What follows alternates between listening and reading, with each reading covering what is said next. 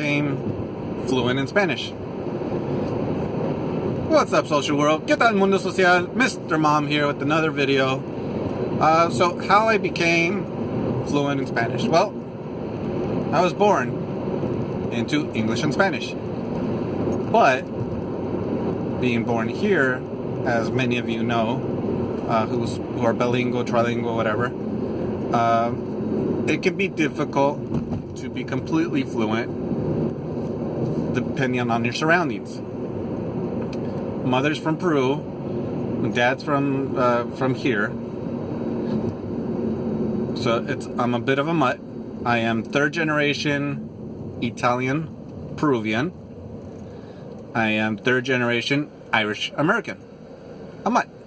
Love saying I'm a mutt. So I grew up with Spanish with my mom, of course, and the family from my mom's side. But, for example, my babysitters were nuns, white nuns. And so, you know, mom would speak in Spanish, nuns would speak in English. TV was basically English. Back then when you didn't have cable and stuff like that. Yes, I'm old. And so when you live in a society surrounded by just English speakers, you know, that's what you're gonna learn. Is you'll learn both, but English will be the dominant language. That's what it was for me. English was my dominant language. I knew Spanish, I understood it, I spoke it backwards, but I made myself understood. Fast forward to just before I was a teenager, I basically was moved to Peru, South America. Spend time with my grandma. And when I say I was basically moved, I was told we were going for a 2-week vacation and ended up staying for almost 4 years. So I actually went to the 6th grade, starting the 6th grade over there. Even though I had just finished 6th grade over here, the idea was, why not take advantage? I'm bored all day doing nothing. There's nothing to do. Kids don't get out of school till about 1:30. What am I going to do in the morning? Let's send them to school. So I got sent to school. Went to 6th grade. It was about half the year was done already. And yeah, I started learning to read and write in Spanish. And what happened is you start learning. First, everybody thinks, oh, look, cute little white boy knows how to speak Spanish now. And then it comes to the pronunciation, using the terms correctly, just different stuff like that. And then people start correcting you. And my grandma, bless her heart, rest in peace, she just thought I was the cutest little thing speaking Spanish in the wrong way. So instead of correcting me, she always giggled and thought it was the cutest thing. But friends, and of course teachers at school, that's their jobs to teach you, and they did, and classmates would sometimes say, no, you don't say it that way, you say it this way. You gotta, you know. And they pushed a little, and sometimes make a little fun. Not being mean or anything, it's just, it's hilarious seeing a white boy, which back then they thought, you know, is the greatest thing. An American is the greatest thing. To see learning Spanish in their minds. I mean, to me, I knew Spanish. I didn't really know Spanish. In my mind, whenever I spoke, I was basically translating in my mind. So one day, it finally happened where I woke up fluent in Spanish. And how do I know I woke up fluent in Spanish? I was dreaming in Spanish without translating in my mind. Well, what do you mean? Like I said, before in a conversation, I had to think about it, especially thinking about, am I saying it in the proper way? Because again, I was in a totally immersed Spanish-speaking country, so the whole speaking backwards wasn't going to work anymore. I had to speak properly, which is what you should do anyway. So and then always had to translate in my mind. Always had to think about it. But one day I woke up and I realized I had just had dreams in Spanish. Didn't need to translate for myself. And I thought to myself, hey, I'm fluent. By that time, I knew how to write. I knew how to read in Spanish. I figured all my bases were covered. And I was right. My bases were covered. I knew how to read, write, and think in Spanish. And I started thinking with the Hispanic mind. You know, got the jokes. So much easier to get the jokes in Spanish once you're fluent. You know, because sayings doesn't always translate properly. And some of you, you know, everybody got some other foreign in their family, if you want to put it that way. You know, we're all mixed. I'm very proud of being a mutt. I'm a mutt. You know, America to me is full of mutts, and we're very proud of that because we all come from somewhere else. But anyway, that's my own point of view. And so I finally became fluent, and from there on, it was, you know, just focusing on pronunciation and stuff like that. Had a great teacher after a couple of years being there. A great teacher who taught me a few tricks on how to pronounce words better. And here's a major tip on that. If you're trying to teach your kids, or you're just trying to learn Spanish yourself, one of the best things you can do, if not the best thing to do, is you want to read out loud in Spanish, of course, or in any language probably for that matter. Read out loud with a pencil in your mouth. You put a pencil in your mouth and you try to pronounce better. It forces you to move your tongue, move your mouth the way you're supposed to. Now, I hate homework. I despise doing homework. I always have, probably always will. Even though I do a lot of work at home. But I hate doing homework. But for whatever reason, I really did want to learn to pronounce better. My pronunciation was so-so, and I wanted to improve it. And I actually paid attention to that teacher, who happened to be the teacher of the language teacher. So he wasn't the English teacher, which would have been the foreign language. It was the language teacher, which was the Spanish, in Spanish.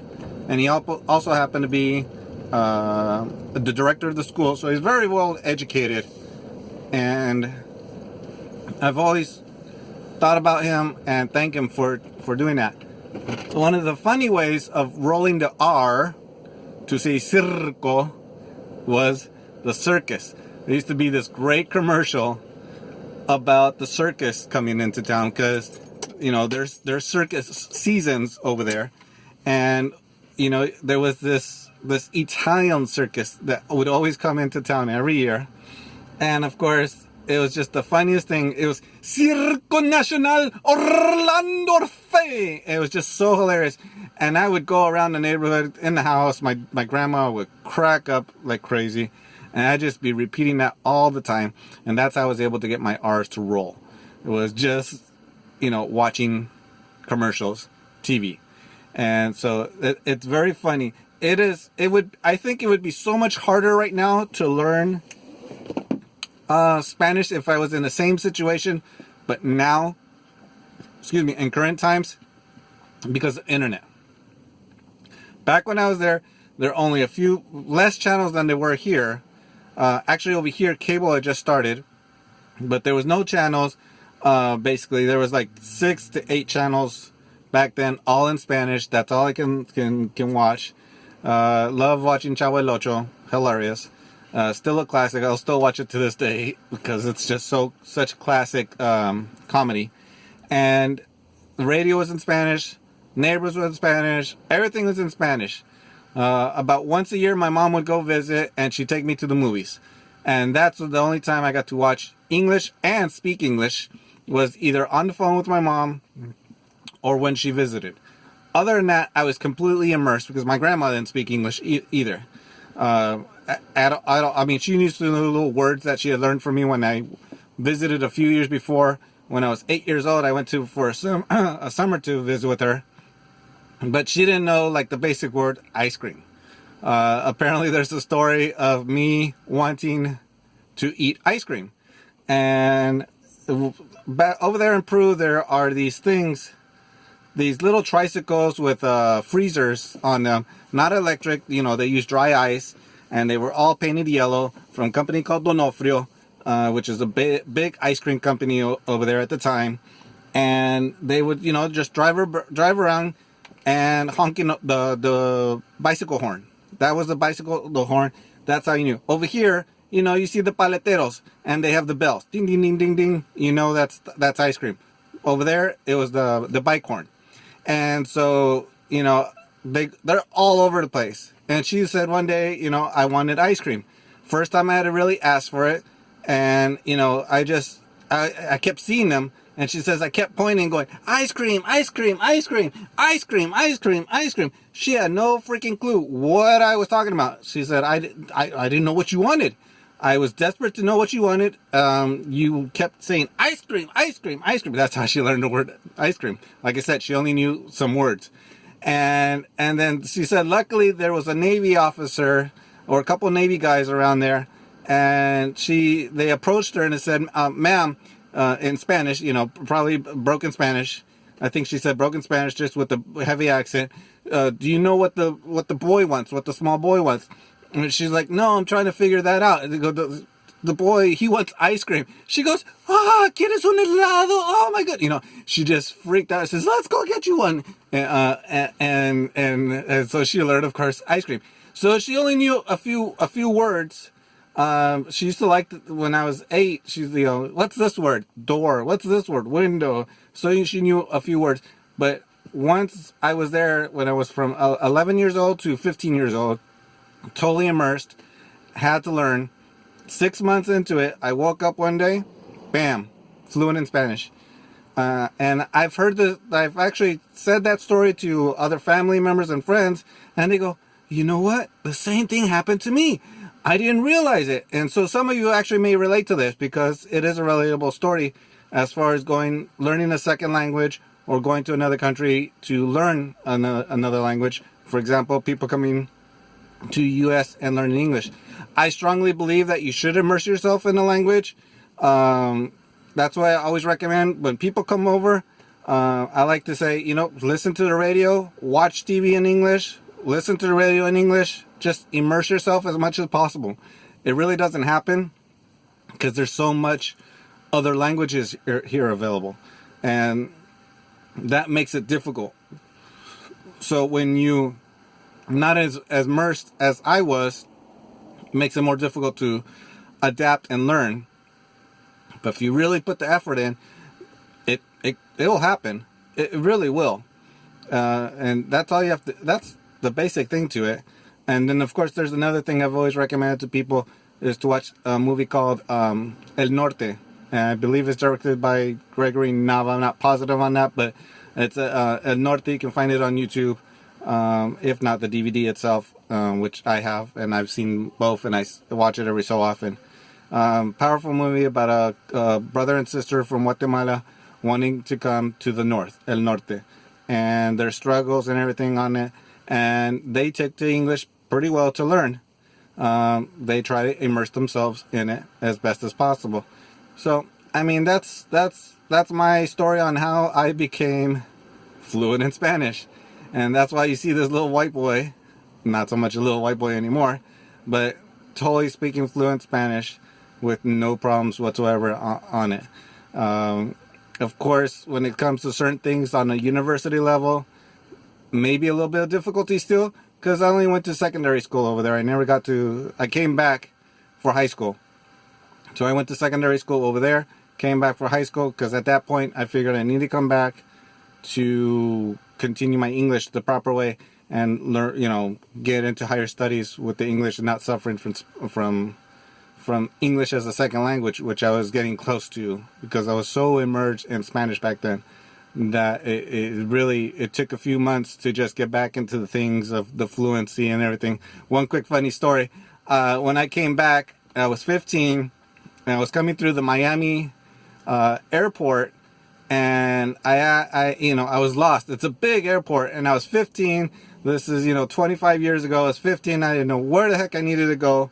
And I saw this guy, is a tall, young black guy, super nice, but, he was working, he was busy, he's hustling at the airport. And I said, hey, do you know where such and such gate is? And he just, oh yeah, go, he just, to me it sounded blah, blah, blah, blah, blah, blah. And I was like, what the hell did he just, and he walked off because he was doing his thing. And if a white boy knows how to speak English, he should be fine. Seriously, I had to run that in my head a few times to slow it down. He said, go straight. When you get to the end, turn right, go a little bit further, turn left, whatever it was. I can't remember exactly what it was, but I had to literally say it a few times in my mind to slow it down, slow it down, slow it down. So I totally understand when people come from somewhere else, they don't know the language, but if you put the effort, anything's possible. You can learn anything. And it was so funny for me, an American from the USA, basically almost reverting to being translated. So that was such a fun time in my life. Thank goodness I did it. Fluent in both languages now. And so, if you have any stories like that you'd like to share, leave some comments in the comment section. Don't forget to subscribe. Please share, and we'll see you next time.